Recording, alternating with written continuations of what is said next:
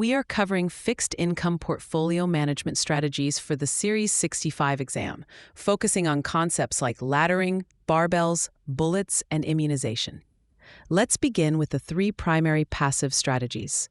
A laddered portfolio involves buying bonds that mature at staggered, regular intervals.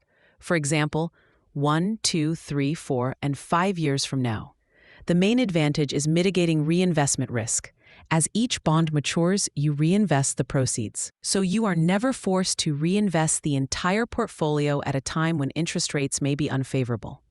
The exam will test this by describing a client who needs steady cash flow and wants to reduce the impact of interest rate changes. Laddering is the appropriate choice. In contrast, a barbell strategy concentrates the portfolio in only very short-term and very long-term bonds, with nothing in the middle.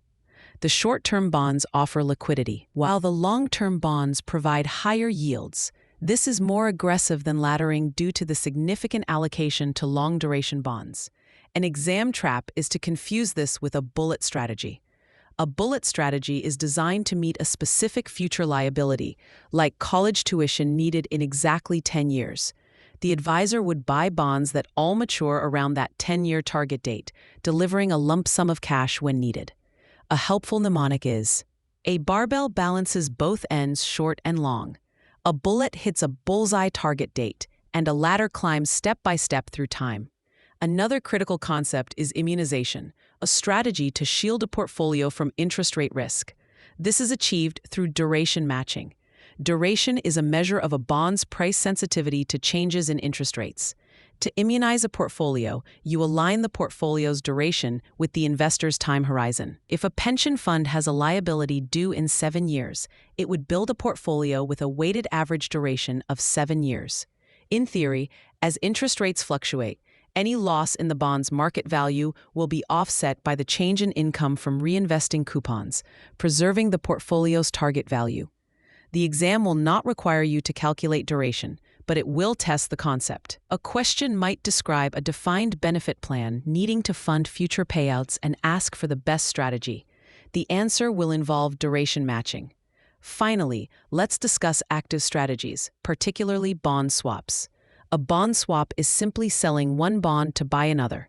The exam expects you to know the motivation for different types of swaps. A substitution swap involves exchanging a bond for a nearly identical but temporarily undervalued one to gain a slight yield advantage. An intermarket spread swap means moving between different bond sectors. For instance, selling a corporate bond to buy a government bond to capitalize on a predicted change in their yield spread. A rate anticipation swap is a bet on the direction of interest rates. If you believe rates will fall, you would swap into longer duration bonds to maximize their price increase. The key exam trap is to read the advisor's motivation carefully. This will tell you which swap is being executed. These active strategies are suitable for clients with a higher risk tolerance who are seeking to outperform the market, in contrast to the more passive approaches of laddering and bullets. For free practice questions, AI-powered explanations, and more exam prep tools, visit openexamprep.com. That's openexamprep, all one word, .com.